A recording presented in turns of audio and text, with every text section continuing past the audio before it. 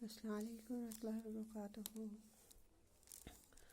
Şöyle umayıcı da süresi tek var Allah Taala से बातों कर मसईदा कि हम लेसन रीडिंग थे कर स्टार्ट बदन सफाई युस स्टार्ट कोर ठीक छ अस पर अथ मत गोडनु पैराग्राफ के बदन साफ थावन छ जरूरी अगर बदनस माल आसे तेल निक निक केम जमान त यमन निक केम छ जरासीम वनान यम जरासीम छ हेकान बेमारी फैलावित त यम छ खरद बिन सहित विष्णु यवान वन इतनस अकिस शुरिस मुतलिक इतने यहां तह शुर अथे ठीक यह अमिश नाव असलम क्या अलिफ सीन लाम मीम गो असलम पेश रे पेश रुत बे गो तिया रुत शुर शिन पेश रिया असलम रुत शुर सु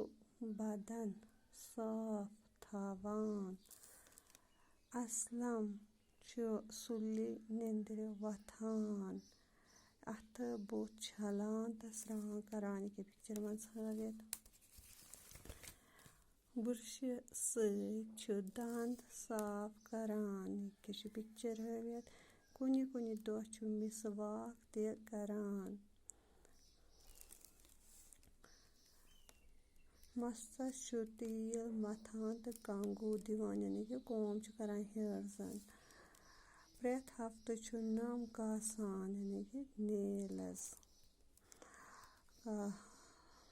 रत शुर असलम पे बदन सफाई हूँ ख्याल थवान वल से करो बे असलम रुत शुर सह बदन साफ थवान असलम सुली निंद्र वथान अथ बुत छलान तो स्रान करान बुरश दंद साफ करान कुनि कुनि दह मिसवाक ते करान मस्तस तेल मथान तो कंगू करान हवरत हफ्ते नम कासान रत शुर असलम बदन सफाई हूँ ख्याल थवान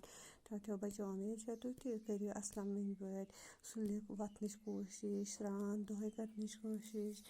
तो ब्रश कर ब्रश तो करान बे मिसवाक ते ठीक मस्तस तेल मथान तो कंगू ते करान प्रथ हफ्ते नम कासान क्या नमन मज निक निक गसान तो जमा तो तम खान वज तम सानिस जिस्मस अंदर वातान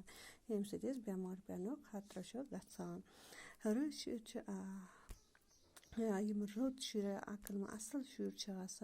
तम असलम पे बदन सफाई हूँ ख्याल थवान अल्लाह हाफिज।